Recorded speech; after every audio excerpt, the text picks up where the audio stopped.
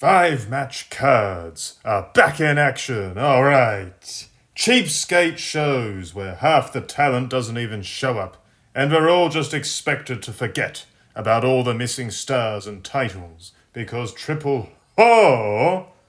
because let's face it, the man was a social climber throughout his prime years, thinks wrestling fans are retarded. And alright, well, he's not 100% wrong, but there are many with fully functioning brains as well. And we demand better.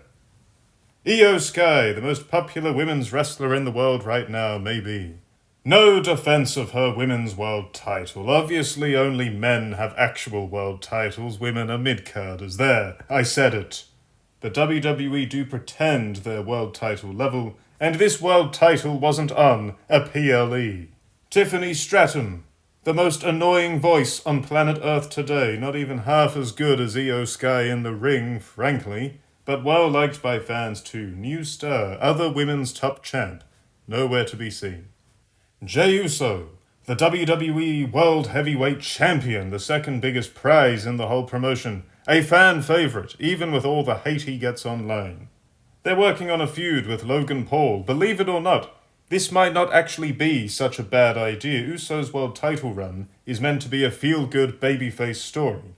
Him beating the most unlikable man in the business and possibly the world in a silly but fun feud and match makes perfect sense before he inevitably drops it to Seth Rollins, probably. Jey Uso, the world champ of Raw, is not on this PLE. It's been confirmed he's defending against Logan Paul at the next Saturday night's main event.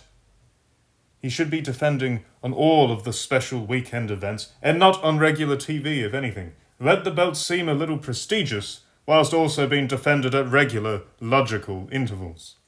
Roman Reigns is on another hiatus. He's not a champion anymore, but he is a big star, at least by modern standards, in absentia.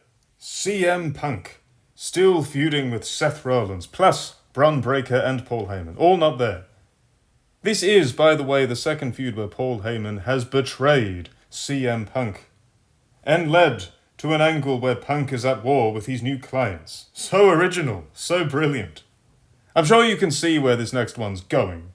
Seth Rollins and his delightful Pakistani coat. That thing was a work of art on Raw the other week. Over 13 grand apparently, and it looked great. Far better than the cruising on Fire Island wares Rollins normally sports. Right, well, Seth Rollins and his fantastic coat were not here. Rising star Braun Breaker, who could do with some quick wins to build his credibility in his new role. No match for him either. Cheapskate card from a lame duck booker who may well be intentionally trying to destroy this promotion. But that's a theory and a whole video for a whole other time. Backlash 2025, alright. Randy Orton sat down for an interview before the show. Orton, in his current wizened-up, laid-back, veteran babyface role, is the most likeable he has ever been on TV. He often floundered as a good guy back in the day, seeming too reserved and cold to really light a fire under audiences. Now, though, natural, good-natured, witty, and thanks to his bulk-up, he's got crazy physical presence to back up his cool guy style. What really helps with Orton too is he often doesn't feel like he's just cutting a lame scripted promo. He talks more like a real person, at least by WWE standards, immediately making him more engaging than most. Anyways, this interview was perfectly good. He did a good job with some last-minute build-up for his final war with John Cena. A lot of what he said was very rich and hypocritical in kayfabe given his old feuds with Cena, but clearly this promotion doesn't care about that kind of thing. Despite all the marks out there, just ruthlessly fingering their fire exits to the claims of long-term storytelling. Jacob Fatu's first US title defense on a PLE up first. Fatu will never win a beauty contest, but he's a very strong brawler, freakishly athletic for his big chunky frame, and believably dangerous and nasty. He's got a distinct persona and presentation, and he's getting more and more over. Good stuff, and this US title reign is a step in the right direction for him. Everyone else here should be beyond mid-card title purgatory now. Drew McIntyre, former WWE champion, massively over just last year.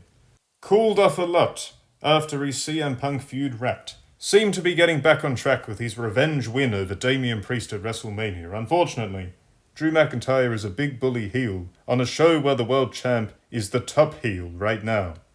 So he's been sent down the curb, demoted, essentially, the heel version of his attempts and failures at winning the Intercontinental belt back in 2023. Damian Priest, flop world champ in many ways. Not that he killed business or anything, just loads of botches and strange booking that made him look unworthy as champion. Found new life as a babyface in the fall, randomly sent to SmackDown, lost all of the interest he'd garnered from his never-ending feud with Pinjabal. Demoted, back to the US title scene now, moving to SmackDown this year. Terrible, terrible turn of events for the guy. LA Knight. WrestleMania 41 depicted LA Knight as a passenger princess. Triple Nose might as well have just injected estrogen directly into the guy's ass on TV while he was at it. Lost the US belt again. Freed up to move up the card a year later than he should have? No! Still in the mid-card title scene and still eating pins. The match itself was actually quite good. All four of these guys are decent to great in the ring, and they're all heavyweights. It's a nice change of pace in the modern landscape of twinks, gymnasts, and jobbers. The match played up the separate singles feuds heading into this bout coming off of WrestleMania. There was a cool spot where McIntyre showed some serious strength by hurling Jacob Fatu and his enormous ass directly onto LA Knight. Fatu's frame is a hell of a weapon to wield, to say the least. Everyone hit their finishers, no kickouts thankfully, no burying of finishers here like at WrestleMania's main events. McIntyre broke up the sole pin attempt out of this sequence, ensuring no one's finisher had to look too weak. McIntyre completely flattened LA Knight later on, hitting his Future Shock DDT and the Claymore, but his pin attempt was sabotaged by Priest, who wound up completely wiping McIntyre out with a huge South of Heaven chokeslam through some random tables on the outside. Seemingly, McIntyre's head was beyond the tables, splatting against the concrete. Maybe he was just selling, but it did not look good. And let me tell you, if your head hits the concrete from that height, ooh. Look, I don't want to throw the word Benoit around, but brain damage is no laughing matter. Former rising star turned hype man manager Solo Sikoa came out to help Fatu then, and then Jeff Cobb, fresh off utterly humiliating New Japan, showed up to help Fatu win overnight. Fatu, who is slowly but surely turning face seemingly, appeared to be displeased with the tainted nature of his win. So LA Knight's a pin-eater, as shown here, and he's slowly cooling off. The appeal he has with his boisterous promo style is gradually wearing thin. And the top dog pups he enjoyed throughout 2023 and some of 2024 are diminishing. This is why you're meant to strike when the iron is hot. Now, Jeff Cobb, just some trivia for you, I looked him up, was born in Hawaii. And he represented Guam in the Olympics all the way back in 2004 in Athens. Yeah, this guy's past 40, he's been around a long time. The Bloodline, the original Bloodline, the good faction, or indeed the lame Solo Sikoa one last year, the whole Bloodline angle revolved around family, originally. Reigns and the Usos and Sikoa were family, part of a wrestling dynasty that spans generations. The Rock, of course, fit into this when he joined for a while last year. Sami Zayn did not, but that was a part of his story within the group, and it was one of the best storylines the WWE have done this decade thus far. Jacob Fatu obviously fits under this family umbrella, and despite being from Tonga rather than Samoa, Tamatonga and Tonga Loa just about fit due to the Haku connection, or Meng connection, whatever you want to call the guy. Jeff Cobb, though? I'm at a loss here. Did Triple Nose just see Cobb's stocky frame and the fact that Guam's native peoples, Guamanians, I think, the Chamorro, I think that's how you say it, have some broad links to Polynesia and decided, hey, that'll do? That's honestly the impression I'm getting. Now, before I finish reviewing this show, Jeff Cobb left New Japan this year. He put no one over on the way out. In fact, New Japan let him beat ailing top star Tetsuya Naito at the New Japan Cup, and gave him a tag title win soon after, and were grooming him for a world title shot, all while it leaked out to the public that his contract was up and he was negotiating with the WWE. Thanks to that, New Japan had to vacate those tag belts almost immediately. What a clown show. Vince McMahon used to job people out. on their way out the door. The talent is leaving. You cannot hitch anything long-term to their wagon anymore. You have talents who are staying. If this wrestler leaving has any name value, get them to put some folks staying over on the way out to enhance the talent you still have. For example, when Jeff Hardy left WWE in 2009, he was booked to put over CM Punk at SummerSlam in a GOAT-tier TLC match. Fantastic match. And then again on SmackDown in a Loser Leaves Town showdown to write him off TV. When Dean Ambrose left in 2019, he put over Drew McIntyre and Bobby Lashley Strong in singles bouts, making them look like wrecking balls on his way out the door. In New Japan, though, rather than do business, leaving means you actually get a blowjob on the way out the door. Last year, Tama Tonga was very upfront with New Japan by all accounts. He told them well in advance that WWE had been in touch and he was heading over there. Their response was to have him beat popular Japanese star Shingo Takagi for a mid-card singles belt on their biggest show of the year. Kazuchika Okada, their biggest star, their leading star for many years, ditched them for AEW last year. Their response? Him beating Hiroshi Tanahashi one last time. And you had some of the younger talents in New Japan begging for some kind of angle or match with this guy. No one gets put over, thank you very much. Now this year Jeff Cobb, obviously, as mentioned, but Tetsuya Naito as well has now left without putting over any of the new generation of talent on the show. Thanks for ditching us. Here's some quick wins on the way out the door. How about a night with Mina Shirakawa while we're at it? Disgrace of a promotion. Antonio Inoki is rolling over in his grave right now. Anyways, next up on Backlash, what this video is actually about. Lyra Valkyria versus Becky Lynch. Becky Lynch is one of this channel's absolute least favourite wrestlers, down there with the likes of Jonathan Moxley, Butch Sadie's Brocade, and Pete Dunce. So this next comment might be quite surprising to hear, but Becky Lynch absolutely brought it on this show and did the right thing by a new talent, putting Lyra Valkyria, I'm never going to get this name right. But this match was good enough, I'm actually going to try and use her name rather than just call her Bird Lady. Putting this Bird Woman over strong and making that women's secondary belt look vaguely important for the first time in its very short history. Those Becky Hogan allegations can take a dive after this one. They're quite unfair for now.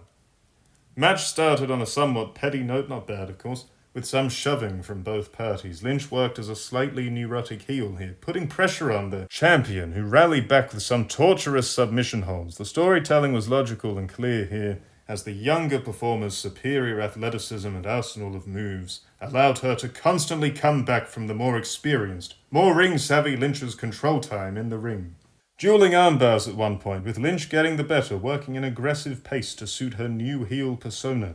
Lynch having a meltdown when her opponent survived the manhandle slam was quite neat. It's a rubbish move, but it's been built up enough that the kick-out felt important, and Lynch resorting to cheating the moment it happened told a neat story of her confidence being rocked by the toughness of her opponent.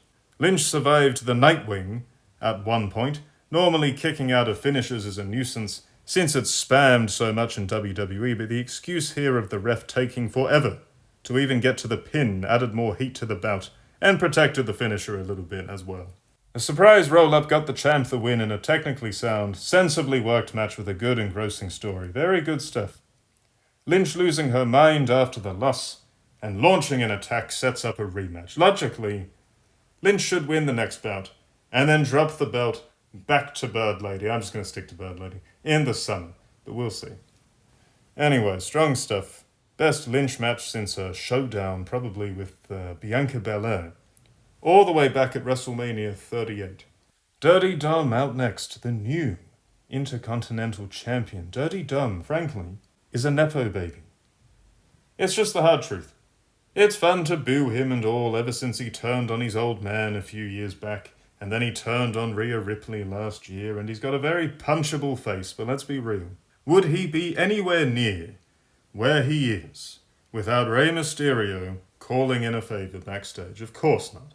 And there'll be some triggered mark who will point out how loads of WWE greats came from families in the business, which is true. And therefore they had easy routes into WWE because of it, which is also true. Some of those guys, though, had clear-cut qualities from the get-go that ensure they probably would have made it anyway. Randy Orton, all the tools of a top wrestling talent, from a very early point in his adult life. The Rock, one of the most charismatic wrestlers ever. Again, all the tools of a main event star. More recently, you've got Bron Breakker, freak athlete, a lot of energy and personality. He's probably going places in his career. Dirty Dom's heat stems from what's around him, from his faction to his betrayal of his dad. The guy himself on his own, he doesn't have a great look. He's a hit-and-miss promo, and his matches are the epitome of good, not great. He's rising to the challenge of being champ a bit here, including busting out some neat new moves in this bout with Penta, such as a dive into a DDT on the outside, which looked very good. But overall, let's be real, this guy's not the next John Cena or something. He's not even the next Edge. At best, unless he improves considerably, which is very possible, he's quite young, he's the next Miz-level heel. A fun, mid to maybe upper mid-card guy who's not really fit for the main event. Anyways, Penta, unfortunately, has no aura. WWE made a big thing of him joining.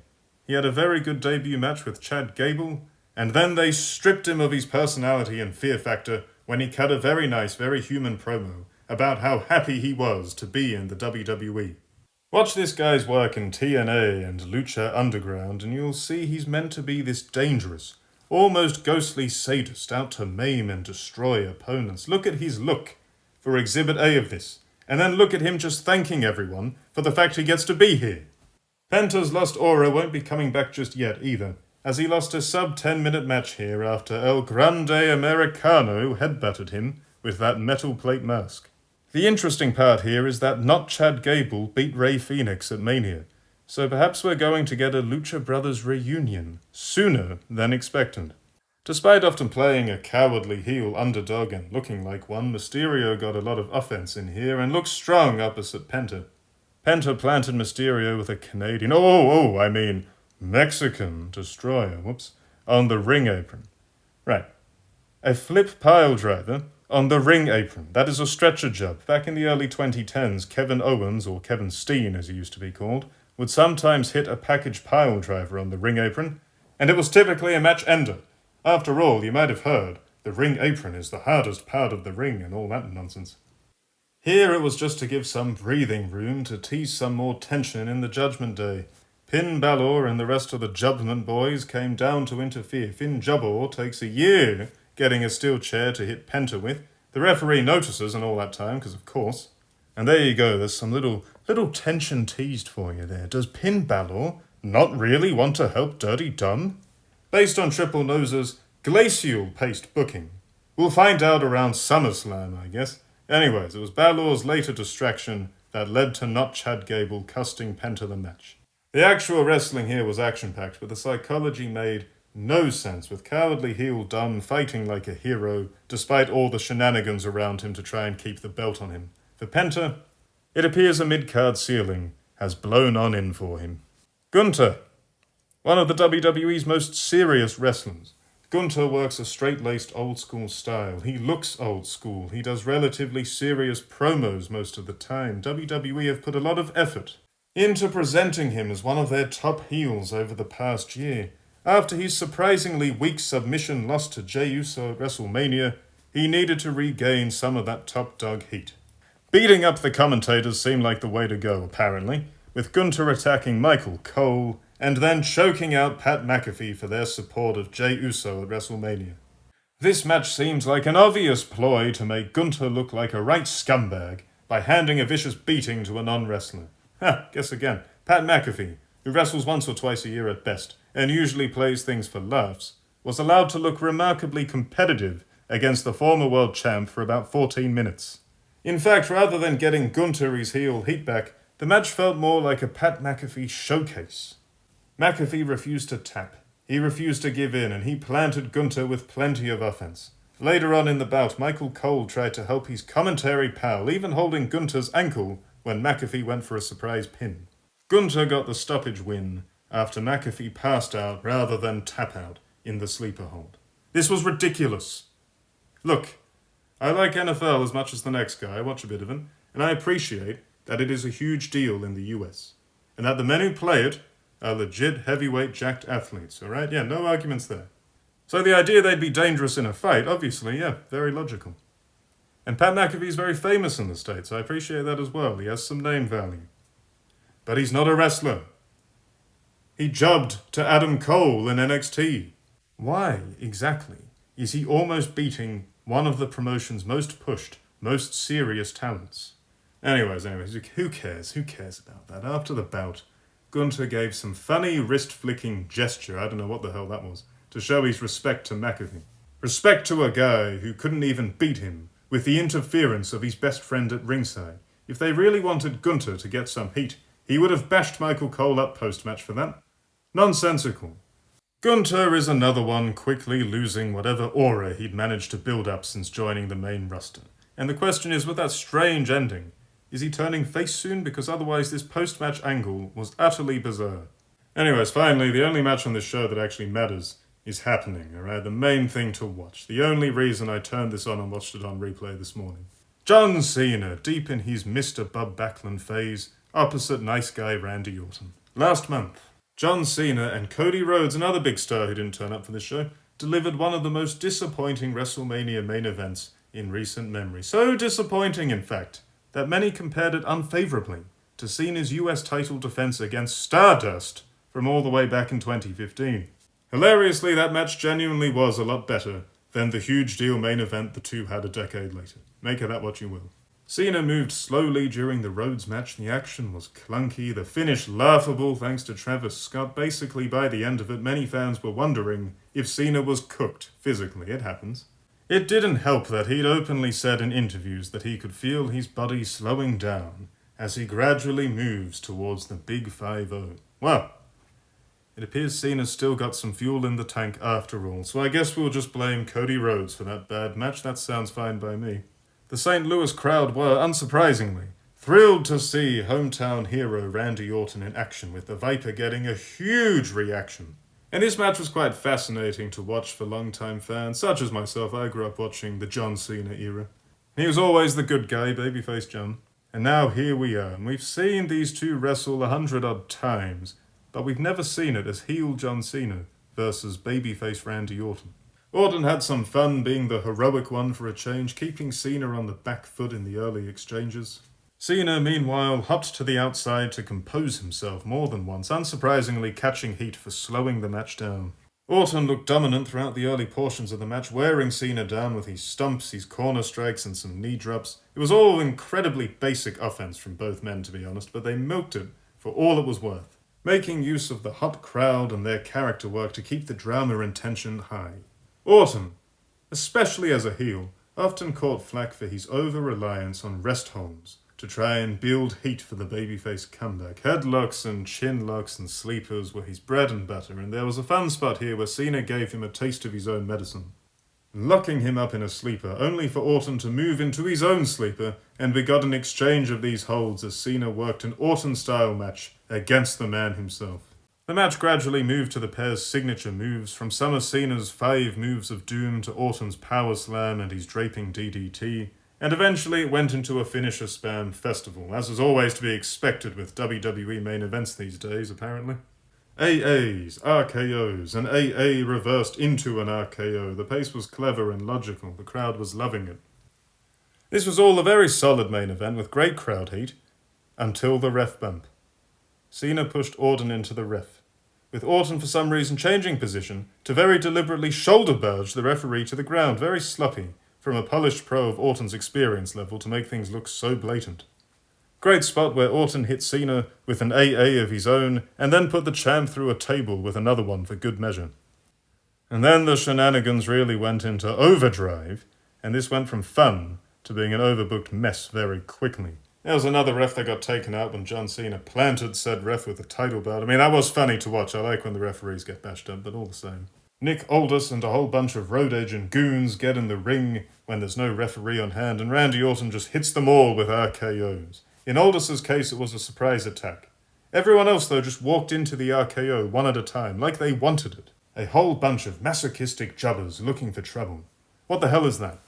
At least have Orton chase them around and grab them for some RKOs or something, like, come on. And then, when Orton's gearing up to punt Cena's enormous HGH head, allegedly. I'm sure many grown men's facial features randomly grow through their 30s and 40s without chemical enhancement. Including Orton's more recently, come to think of it. R-Truth steps in. R-Truth, a resident comedy mascot jobber in his 50s. Look, Ron Killings makes the most out of what he's given. He's not a bad performer by any stretch, and he's very well preserved for a man of his age. But the guy's been an undercard punchline for well over 10 years. And Crazy R-Truth, as a character, started back in 2011 and reached a fever pitch against, who would have guessed, John Cena. He hated John Cena, and he and The Miz even wrestled the team of Cena and The Rock later that same year. It was after The Miz took him out to write him off TV for his, funny cigarette suspension that Truth started doing the crazy guy gimmick as a comedic one, seemingly with the implication that Miz might have given him brain damage. He's been a joke ever since. And in more recent years, completely going against that continuity I just mentioned, he's been running a gag of hero-worshipping John Cena. That light joke just sullied the final time two legends of the business wrestled. Truth comes bumbling out and stands between the downed Cena and Orton, who's lining up for that deadly punt of his. Orton sends that buffoon packing with an RKO, and then Cena gets the low blow and a title shot to the head for a cheap heat win. Cena cheating to win is fine, by the way. It makes sense. He's a scumbag now. But R-Truth. I mean, come on, what the hell is that? R-Truth. This went from good to idiotic very quickly. A shark jump moment in a title reign already sullied by Travis Scott's bizarre run-in last month. I mean, you've really got to ask yourself, who else might help John Cena win a match in the future? I don't know. Chapel Roan? Akira Tozawa? Green shirt guy? The possibilities are endless, apparently. Overall, this was another weak, lazy, low on matches card. And it's not an insult to the people who wrestled in the ring, by the way. They were not lazy. They're just lazily put together, lazily booked shows. There were some bright spots, namely in the first two matches, and then the first 2/3 or so of Orton versus Cena, but overall, another sterile, commercials-obsessed, glorified house show missing half the talent. And there'll be some merc who will take a break from jerking off into his own mouth to the texts of Butt, pretending to be Mercedes Moné sent him for a mere $99.99 a month or whatever, to get all angry and claim this show was actually a success because Triple Nose said so. Right, yeah, of course. Of course this show was a success financially speaking, because WWE's new thing is fleecing people with extortionate ticket prices for ultimately subpar shows. This guy sucks, and so does his product. TK Blow is killing both wrestling and the UFC. It's quite impressive. They are the Thanos of the B-grade entertainment world. Oh, and that reminds me. John Cena beat up R-Truth at the post-show press conference. All I'm going to say is it's nice these two actually worked a presser in kayfabe. If everyone else could follow suit and stop embarrassing and exposing the business at every opportunity, that'd be great.